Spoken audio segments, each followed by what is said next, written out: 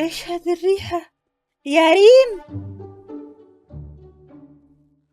ماما هذه تنظف المكان طاقياً وتطلع السلبية من المكان كله.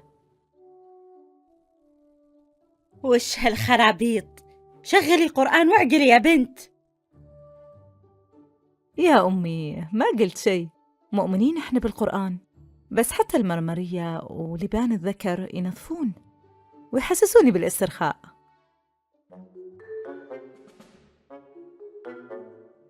اوف، وش هالريحة؟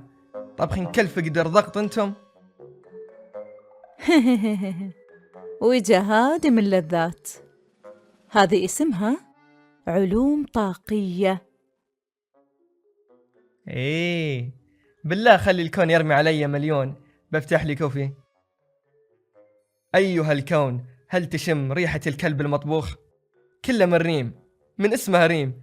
بالله رد لها عقلها، لأن شكلها في السماوات السبع.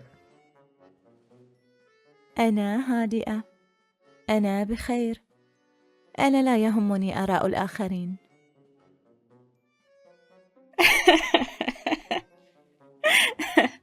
خلاص يا ولد، كثرت. امشي عن اختك، يكفي محارش.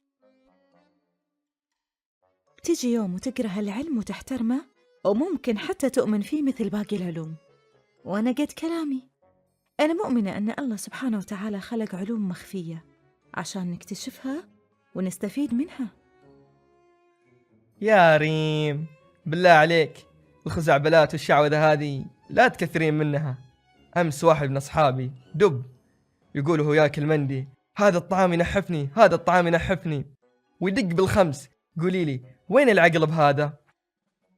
ما هي مشكلتي إذا الناس تاخذ معلومات مغلوطة عن هالعلم وتطبقه بطريقة غلط وتنتظر نتيجة؟ أنوي أن تكون مكالمة ترقية. انت ليه متأخر في المستندات؟ مخصوم منك 200 ريال.